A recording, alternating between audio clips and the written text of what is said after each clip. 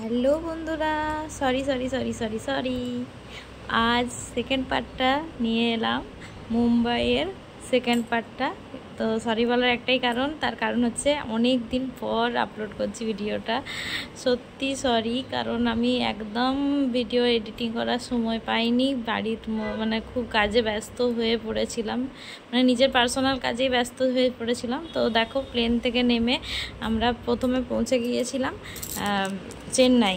আমরা চেন্নাই হয়ে আমরা মুম্বাই গেছি, কারণ আমরা ডাইরেক্ট মুম্বাইয়ের প্লেন পাইনি, ঠিক আছে। তো আমাদেরকে একটু ঘুরে ঘুরে যেতে হয়েছিল। তো এটা হচ্ছে চেন্নাই এয়ারপোর্ট। চেন্নাই এয়ারপোর্ট থেকে আমরা লাগেজগুলো নিয়ে নিচ্ছি। এসে দাঁড়ালাম লাগেজের কাউন্টারে, এখান থেকে লাগেজগুলো আমাদের পাওয়া যাবে। তারপর আবার আমরা প্লেনে উঠে গেছি। এই প্লেনটা ছিল ভিস্তারা। আমি ওই এয়ার হোস্টেসের একটু ভিডিও বানাচ্ছিলাম, তখন এয়ার হোস্টেস বললো না না এটা করা যাবে না। তো সঙ্গে সঙ্গে আমি আবার বন্ধ করে দিলাম। তো ভিস্তারাতে আমাদেরকে রাতের ডিনার দিয়েছিল, কারণ সেই সময় বাজছিল রাত 10টা। তো রাত 10টার সময় আমাদেরকে ভিস্তারা থেকে খাবার দিয়েছিল, রাতের ডিনারটা দিয়েছিল। এরপর দিয়েছিল fried rice, chilli chicken, nonveg item ছিল, ফ্রাইড রাইস ছিল, মানে চাইনিজ রাইস ছিল এটা একটা, আর কেক, একটা পেস্ট্রি ছিল, একটা বার্গার ছিল, আর বাটার ছিল। ভালোই ছিল ইয়েটা। এরপর আমরা রাত প্রায় 1টা-1:30টার সময় আমরা এসে পৌঁছালাম মুম্বাই। এই যে মুম্বাইয়ের এয়ারপোর্ট দেখিয়ে দিলাম। তো এখানে আমার দিদি থাকে, মাস্তুতো দিদি। তো নেমেই আমার প্রথম ওর কথাই মাথায় আসছিল, যে মুম্বাইয়ে নেমে পর যে এখানে মাস্তুতো দিদি থাকে, আমার রিনা দিদি থাকে। কিন্তু মানে ওই আমরা যে সময়টায় গিয়েছিলাম না, ওই সময় রিনা দিদিরা ওখানে ছিল না। ওরাও সেই সময় গ্রামের বাড়ি এসেছিলো, মানে আমাদের এদিকেই ওর গ্রামের বাড়ি ওদের। তো খাতড়া, বাঁকুড়ার খাতড়া সবাই জানেন নামটা, ওখানেই ওর বাড়ি, মানে বাবার বাড়ি। আর রিনা দিদির শ্বশুর বাড়ি, মামা বাড়ি আর আমার শ্বশুর বাড়ি একই জায়গায়। মানে আমরা দু বোন, একদিক থেকে দেখতে গেলে দু যা হয়েছি আর কি, শ্বশুরবাড়ির দিক থেকে। তো এই যে লাগেজগুলো আসছে এক এক করে। এই লাগেজ নেওয়াটা কিন্তু খুব হেডেকের ব্যাপার একটা প্লেনে চাপলে। তো এই যে আমি তারপরের দিন এটা আমরা একটু বিচে গেছিলাম, সি বিচে একটু বেড়াতে গেছিলাম। এই সি বিচটার নামটা আমি ভুলে গেছি। যাই হোক, এই সি বিচটায় গিয়েছিলাম, অনেক ফটো তুলেছি, অনেক ভিডিও করেছি। ইনস্টাতে সবাই আমার ভিডিওগুলো দেখেছেন।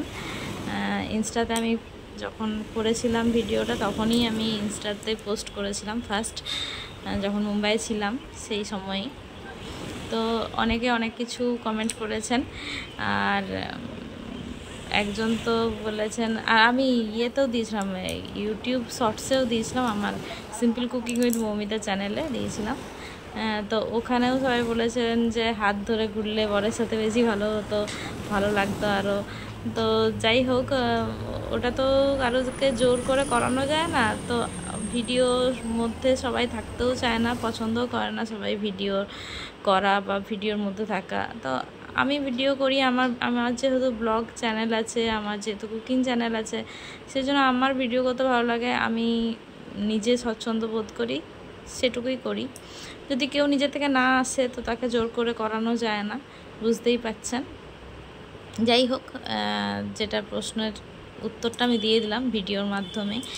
এরপর আমি এই যে বিচে একটু মানে ঘোরাফেরা করেছিলাম, এইগুলো সব ভিডিও ক্লিপস আছে, ইনস্টাতেও আছে, আমার রিলসেও আছে, ইউটিউব রিলসেও আছে।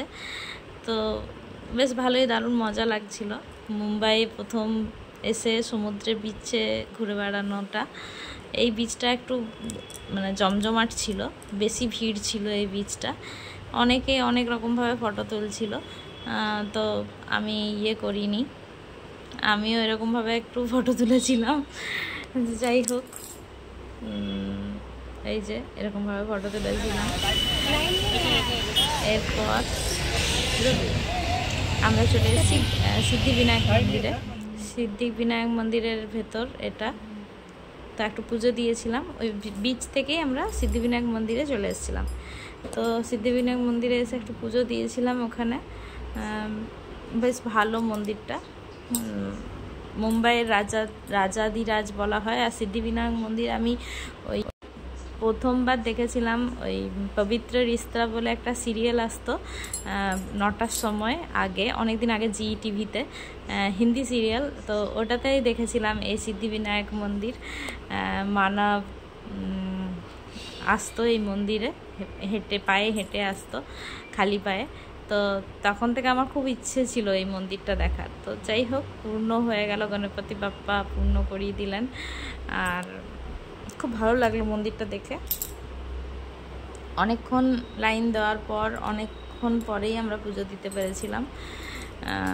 এরপর আমরা চলে যাচ্ছি ইয়েতে, তাজ হোটেল আর গেটওয়ে অফ ইন্ডিয়া, ওখানে গেটওয়ে অফ ইন্ডিয়া আর তাজ হোটেলের ওখানে চলে যাচ্ছি আমরা। আর এখানে জানেন তো অনলাইন ক্যাবগুলো খুব অ্যাভেলেবেল। অনলাইনে ক্যাবগুলো বুক করে দিলে খুব সুন্দর, খুব তাড়াতাড়ি ওদের সার্ভিস দিয়ে আসছিল। এরপর আপনাদের একটা নতুন জিনিস দেখাবো, যেটা হচ্ছে সমুদ্রের ভেতর দিক দিয়ে আমরা যাব। ঠিক আছে, এই যে এখান থেকে মুম্বাইয়ের ইয়েটা খুব ভালো লাগছিল। আর এখানে বলছিল নাকি ওই যে বড় বড় বিল্ডিংগুলো, ওর মাঝখানে নাকি আম্বানির বাড়ি। তো সেটাই ড্রাইভার আঙ্কেল বলছিল। তো উনি দেখালেনও যে কোন বাড়িটা, বলে দিলেন উনি। তো দেখলাম আমরা, কিন্তু এখন এই মুহূর্তে আমার মনে পড়ছে না কোন বাড়িটা উনি বলেছিলেন। একই রকম লাগছে সব বাড়িগুলো। তো যাই হোক, আম্বানির বাড়িও দেখা হয়ে গেছে। খালি আমরা শাহরুখ খানের বাড়ি দেখিনি, অমিতাভ বচ্চনের বাড়ি দেখিনি, ওগুলো দেখিনি। কারণ ওগুলো আমার হাজব্যান্ড বলছে ওগুলো দেখে কি লাভ, ওদের বাড়িগুলো দেখে আমরা কি করব, ওরা সিনেমা আর্টিস্ট। যাই হোক, সবার তো সব কিছু ইচ্ছে করে না। আমার ইচ্ছে ছিল দেখার, কিন্তু ওদের যেহেতু ইচ্ছে ছিল না, তার জন্য আমারও দেখা হয়নি। তো যাই হোক, গেটওয়ে অফ ইন্ডিয়া আর তাজ হোটেল, আমার বাবা যেহেতু টাটা কোম্পানিতেই চাকরি করে, তো তাজ হোটেলটা আমার কাছে কিন্তু একটা ভীষণ ভীষণ আবেগের জায়গা। তো তাজ, এই যে এটা সেই টার্নেল, এটা হচ্ছে সমুদ্রের ভেতর দিয়ে এই টার্নেলটা গেছে। ঠিক আছে, আমরা কাশ্মীরে প্রচুর টার্নেল দেখেছি, কিন্তু এটা একটা আলাদা আলাদা, কারণ এটা হচ্ছে সমুদ্রের তলা দিয়ে এই টার্নেলটা গেছে। তো খুব ভালো লাগলো এই টার্নেলটা দেখে। আমরা এখন সমুদ্রের নিচে আছি, সমুদ্রের নিচ দিক দিয়ে যাচ্ছি।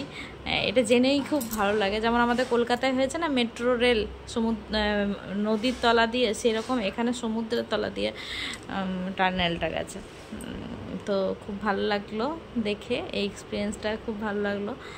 এরপর আমরা চলে যাচ্ছি তাজ হোটেল দেখতে। তো মুম্বাইয়ে এসে তাজ হোটেল না দেখলে, ওই ঐতিহাসিক সিচুয়েশন, ওই ঐতিহাসিক মোমেন্টটা না মানে মাথাতে এলে মুম্বাই ঘোরার আনন্দটাই কোথায়। তো আমরা এখানে জানলাম যে প্রাইম মিনিস্টার বসেন কোথায়, সেটা দেখলাম। প্রাইম মিনিস্টার, যাকে আমরা বলি মুখ্যমন্ত্রী, এখানের মুখ্যমন্ত্রী কোথায় বসেন সেটাও দেখলাম। সরকারি কার্যালয় কোথায় সরকারি কাজ হয় সেগুলোও দেখলাম। তো সেগুলো এখন অনেকটা দিন দেরি হয়ে গেছে, তো ওই জন্য মাইন্ডে আসছে না যে কোনটা ড্রাইভার আঙ্কেল বলেছিল। আর মিউট না করলে তো আমি গাড়ির শব্দে আমি ভয়েস ওভারই দিতে পারবো না। আর এটা হচ্ছে ব্রিটিশ আমলের একটা বিল্ডিং। ব্রিটিশ আমলে এই বিল্ডিংটা তৈরি করা হয়েছিল, ব্রিটিশরাই তৈরি করেছিল ওদের নিজেদের সরকারি কাজের জন্য। তো এইখানেই বলছিল মনে হয় যে সরকারি কার্যকলাপ হয়।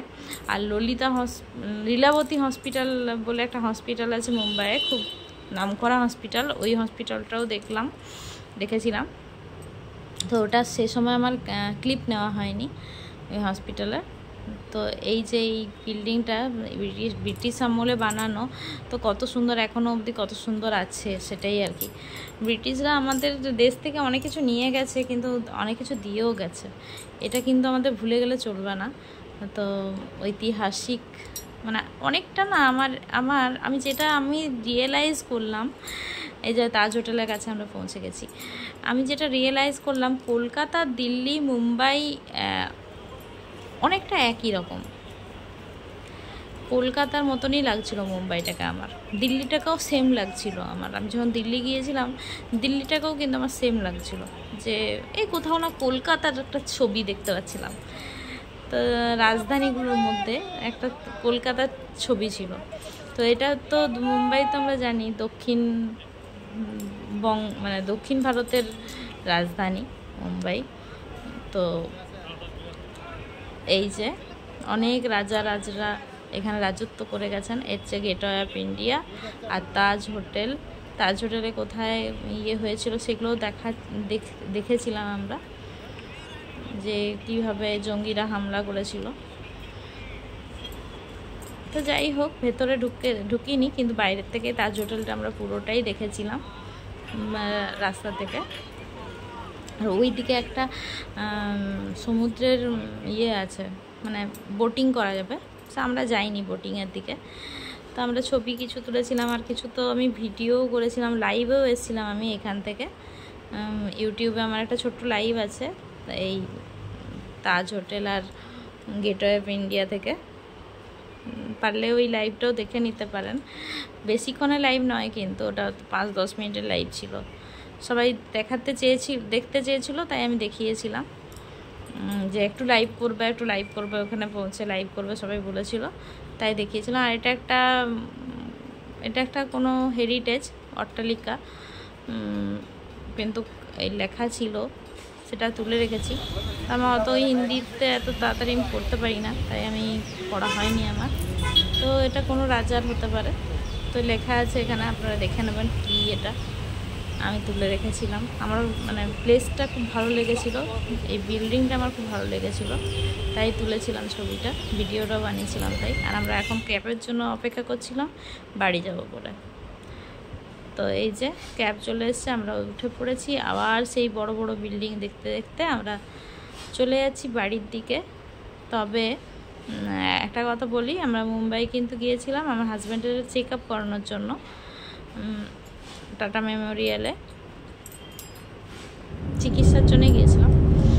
আর এই যে তারপরের দিন পরের দিনে আবার আমরা, এটা হচ্ছে মেরিনা বিচে গিয়েছিলাম। মেরিনা বিচটা কিন্তু খুব সুন্দর, সত্যিই খুব সুন্দর মেরিনা বিচটা, বেশি ভিড়ও নেই। আর এখানে যেটা শুনলাম এসে মেরিনা বিচে, যে এখানে সকালবেলায় নাকি একদম সকালে নাকি মর্নিং ওয়াক করতে আসেন, আম্বানি নিজে আসেন মেরিনা বিচে মর্নিং ওয়াক করতে। আর এই যে রাস্তাটা, পাশে যে রাস্তাটা আছে, এই রাস্তাটা কিন্তু অনেকটা লম্বা, মানে সত্যি মানে মর্নিং ওয়াকের পক্ষে কিন্তু পারফেক্ট জায়গা একদম। তো এটা শুনলাম। আর এই যে এই দিকের বিল্ডিংগুলো সব আছে, এগুলো সব কিন্তু রতন টাটারই বিল্ডিং, যত দূর আপনি দেখতে পাচ্ছেন, যত দূর অব্দি। আর একদম লাস্টের যে বিল্ডিংটা দেখছেন, ওই লাস্টের বিল্ডিংয়ে কিন্তু রাখা ছিল, রতন টাটাকে রাখা ছিল, সেটাও শুনলাম আমরা। আর আমরা যেখানে ছিলাম না, ওর পাশেই একটা মন্দির ছিল, এই মন্দিরটা ছিল আমরা যেখানে ছিলাম, জায়গাটার নামটা আমি ভুলে যাচ্ছি, আমরা ভিডিও জায়গাটা এখন মনে পড়ছে না, কিন্তু এই মন্দিরটা ওখানে পাশেই ছিল। মানে পুরোটা না মনে ছিল সোনার পাত বসানো, মানে ঠাকুরগুলো সোনার পাত বসানো ছিল মনে হচ্ছিল। আর সিঁড়িটা যেটা ছিল সেটাও কিন্তু সোনার পাত বসানো ছিল। অন্নপূর্ণা মন্দির ছিল এটা। আর এখানে ভোগ দেওয়া হয়, সকালে রাত্রে ভোগ দেওয়া হচ্ছিল, সেই সময় হচ্ছিল ভোগ দেওয়া। এই যে 2024-এর 3/24/2011 3/11/2024, মানে আমরা অক্টোবর নাগাদ গিয়েছিলাম এই যে এখানে। তো এখানে ভোগ প্রসাদ দেওয়া হচ্ছিলো, আমরা কিন্তু পেয়েছিলাম ভোগ প্রসাদ। দুদিন গিয়েছিলাম, দুদিনই ভোগ প্রসাদ পেয়েছিলাম। কিন্তু এখানের খাবারগুলো না একটু অন্য রকমের, মানে আমাদের বাঙালিদের মতো নয়। মানে কীরকম ধরনের বলছি আপনাদের, মানে এরা সব কিছুতে তেঁতুলটা বেশি খায়, আর এতটা টক না আমরা বাঙালিরা খেতে পারি না। তো সাউথের মানুষেরা কিন্তু প্রচুর টক খেতে পারে। তো যাই হোক, ভীষণ সব খাবার প্রসাদগুলোর মধ্যে টক ছিল, মানে যেটা ভাত ছিল সেটাও দই ভাত ছিল, সেটাও টক। যেটা তরকারি ছিল তার মধ্যে তেঁতুলের কাঠ ছিল, সেটাও টক। তো যাই হোক, ঠাকুরের প্রসাদ আমরা একটু করে সবাই মুখে নিয়েছিলাম। এরপর এই থেকে আমরা চলে গেলাম। আমরা যেটা মুম্বাইয়ের ট্রান্সপোর্ট, যেমন আমাদের কলকাতাতে আছে মেট্রো রেল, সেরকম মুম্বাইও আছে মোনো রেল। মেট্রোর মতনই পরিষেবা, কিন্তু নাম আলাদা, নামটা অন্য, মোনো রেল। এখানে কিন্তু মেট্রো রেল বলে না, মোনো রেল বলে সবাই। আর চেপেছিলাম খুব অ্যাফোর্ডেবল প্রাইসের মধ্যেই, মেট্রোর মতনই মানে মোনো রেলটাও অ্যাফোর্ডেবল প্রাইসের মধ্যেই, মানে 10 টাকা 20 টাকা এরকমই ভাড়া একটা জায়গা থেকে আরেকটা জায়গা যেতে। আর টোকেন সিস্টেমই থাকে, বেশ ভালো। মানে খুব মানে আমি এইগুলো মানে আমরা যারা মেয়েরা একা ট্রাভেল করবো না, তাদেরও খুব সেফ, তাদের ক্ষেত্রেও খুব সেফ এই মোনো রেলটা। তো আমি নিজে একাও এটা ট্রাভেল করতে পেরে যাবো, মানে মুম্বাইয়ে গেলে আর কি এরকম। তো আমাকে একা ট্রাভেল করতে হয়নি যদিও। তো যাই হোক, এই যে মোনো রেলের এগুলো সবাই ঢুকছে বেরোচ্ছে, বেশ সুন্দর। আর সবথেকে বেশি ভালো লাগছিল, যেমন মেট্রোতে কিছু বাইরের পরিবেশটা দেখা যায় না, কিন্তু এই মোনোরেলে চাপলে কিন্তু বাইরেটা কি সুন্দর দেখা যায়, কতটা উঁচু রাস্তার থেকে এরকম দেখা যায়। আর এরপর চলে এলাম সেই দিন যেদিন আমরা মুম্বাই থেকে বিদায় নিলাম। তো হয়ে গেছে আমাদের মুম্বাইয়ের সব কাজ। আমরা এবার মুম্বাই থেকে বিদায় নিয়ে আবার আমাদের নিজের গন্তব্য দুর্গাপুরে যাচ্ছি। তো এই যে যেখানে ছিলাম সেই জায়গাটা এইরকমই ছিল। তো এবার আমরা বাড়ির উদ্দেশ্যে রওনা দিয়েছি। এবার আমরা আবার যাচ্ছি মুম্বাই এয়ারপোর্ট। তো যে বাড়িটায় ছিলাম আর কি, আমরা ভাড়া নিয়েছিলাম যে বাড়িটায়, ওই বাড়িটায় আমার ছবি নেওয়া হয়নি, নিইনি ইচ্ছা করে। মানে ওটা একটা ফ্ল্যাট ছিল, ওটা ফ্ল্যাটের মধ্যে আমরা ছিলাম, ইচ্ছা করেই নেওয়া হয়নি বা নিইনি। যাই হোক, মুম্বাইয়ের এক্সপিরিয়েন্স আমার মোটামুটি ভালোই লেগেছে, খারাপ লাগেনি। ভালোই ঘোরাঘুরি করেছিলাম, ভালোই এনজয় করেছিলাম। তো ইচ্ছে আছে এরকমভাবে নয়, আর একবার মুম্বাই যদি যাই খুব ভালোভাবে আবার একবার ঘুরবো এবং এনজয় করব। এবারের ঘোরাটাতে মধ্যে টেনশন, অনেক বেশি টেনশন ছিল, কিন্তু এরপর ফ্রি মাইন্ডে এসে মুম্বাইটা একবার ঘুরে যাব, এটা ইচ্ছে আছে। তো মুম্বাইয়ের রাতের পরিবেশটা আপনাদের দেখিয়ে দিলাম। আমরা এবার যাচ্ছি মুম্বাই এয়ারপোর্ট থেকে আমরা রাত্রেবেলায় আমাদের প্লেন আছে, প্লেনে করে আমরা সকালবেলায় তারপর দিন সকালবেলা ওই 12টা-1টা নাগাদ আমরা পৌঁছে গিয়েছিলাম আমাদের অন্ডাল এয়ারপোর্টে। আমরা ডাইরেক্ট অন্ডাল এয়ারপোর্টে এসেছিলাম, যাবার সময় দমদম হয়ে এসেছিলাম, কিন্তু আসার সময় আমরা ডাইরেক্ট অন্ডালেই কেটেছিলাম টিকিট। মানে আমাদের দুর্গাপুর থেকে তো অন্ডালটা কাছে, তার জন্য অন্ডালেই কেটেছিলাম, আর অন্ডালেই সকালবেলায় পৌঁছে গিয়েছিলাম। তো খুব ভালো এক্সপিরিয়েন্স, খুব ভালো লাগলো জার্নি। আপনাদের কেমন লাগলো অবশ্যই বলবেন। ভিডিওটা অনেকটাই বড় হয়ে গেছে, একটু ধৈর্য ধরে দেখে নেবেন ভিডিওটা। তো আজকের মতো এখানেই শেষ করলাম। সবাইকে টাটা, সবাই ভালো থাকবেন, সুস্থ থাকবেন। আমরা পৌঁছে গেছি মুম্বাই এয়ারপোর্ট, আপনাদের দেখিয়ে দিচ্ছি মুম্বাই এয়ারপোর্টের বাইরেটা। যেদিন এসেছিলাম সেদিন দেখাতে পারিনি, অনেকটাই রাত হয়ে গিয়েছিল, তার জন্য আর ক্যামেরা অন করতে ইচ্ছেও করছিল না, তাই দেখাইনি। এই যে সামনেই হচ্ছে মুম্বাই এয়ারপোর্ট, খুব সুন্দর মুম্বাই এয়ারপোর্ট, সত্যি খুব সুন্দর জায়গা, সত্যি খুব সুন্দর, দারুণ দারুণ, মন ভরে যাবে। ইন্টারন্যাশনাল এয়ারপোর্ট, একদম মন ভরে যাবে সবার। যারা মুম্বাই আসেন বা এসেছেন অবশ্যই আসবেন। কিন্তু আবার মুক্ত গগনে আমরা ভাসছি, একদম উপর থেকে মানে শহরকে চলে এসেছি মনে হচ্ছে, মেঘটা দারুণ লাগছে। তো দারুণ এক্সপিরিয়েন্স। চলে এলাম আমরা অন্ডাল এয়ারপোর্ট, পৌঁছে গেলাম বাড়ি। ভালো থাকবেন, সুস্থ থাকবেন সবাই। আবার দেখা হবে নেক্সট অন্য কোনো ব্লগে। ততক্ষণের জন্য সবাই ভালো থাকবেন, সুস্থ থাকবেন, টাটা। চলে এলাম মুম্বাই ঘুরে আমরা সবাই।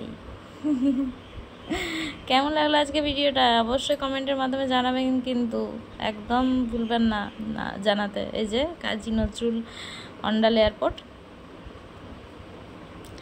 এবার আমরা এখান থেকে গাড়ি চলে এসছে, আমাদের গাড়ি করে আমরা বাড়ি চলে যাব।